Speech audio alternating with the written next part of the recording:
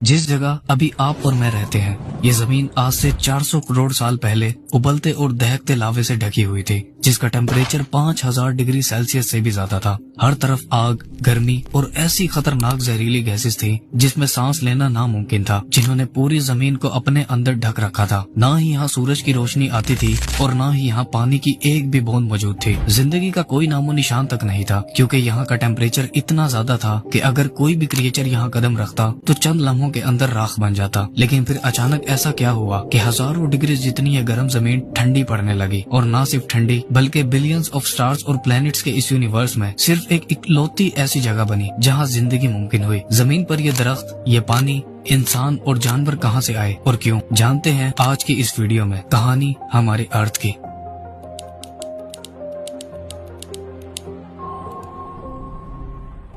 आज से करीब 6.5 बिलियन साल पहले हमारी स्पेस में एक डस्ट और गैसेस से बने क्लाउड और एक स्टार के अलावा और कुछ भी नहीं था। पूरी स्पेस एकदम खाली और खामोश थी। साइंटिस्ट ने इस गैसेस के क्लाउड को सोलर नेब्यूला का नाम दिया है। ये क्लाउड मेनली हाइड्रोजन और हीलियम गैसेस से बना हुआ था, जो यूनिवर्स में सबसे ज्यादा पाए जाने वाले एलिमेंट्स में से हैं। इसी क्लाउड में और भी कुछ एलिमेंट्स मौजूद थे, जैसे ऑक्सीजन, कार्बन, नाइट्रोजन और सिलिकॉन, जिनसे हमारे सोलर सिस्टम के ज्यादातर प्लैनेट्स बने हैं। ये बादल करोड़ों सालों तक ऐसे ही स्पेस की खामोशी में 100 लाइट ईयर्स तक फैला हुआ था। यानी लाइट को इसके स्टार्टिंग पॉइंट से एंडिंग पॉइंट तक पहुंचने में पूरे 100 साल लग जाते। लेकिन एक दिन इसके पास मौजूद उस स्टार में, जिसका हमने अभी जिक्र किया, एक बहुत बड़ा धमाका हुआ, जिसे साइंटिस्ट सुपरनोवा एक्सप्लोजन कहते हैं। ये धमाका इतना ज्यादा भयानक और इंटेंस था कि इसके फटने से उस क्लाउड के अंदर की सारी गैसेस, डस्ट और सारे एलिमेंट्स बड़ी ही तेजी से कंप्रेस होने लगे, जिसके नतीजे में ये अपने सेंटर की तरफ कोलैप्स होने लगा। इस कंप्रेशन के दौरान ये क्लाउड बड़ी ही तेजी से घूमने लगा। जैसे जैसे ये कंप्रेस होता गया, वैसे वैसे ये एक रोटेटिंग डिस्क में बदलता गया। इस प्रोसेस को सोलर नेब्यूला हाइपोथेसिस कहते हैं। इस रोटेटिंग डिस्क के सेंटर में एक न्यूक्लियर फिजन रिएक्शन होने लगा, जिसका टेम्परेचर 15 मिलियन डिग्री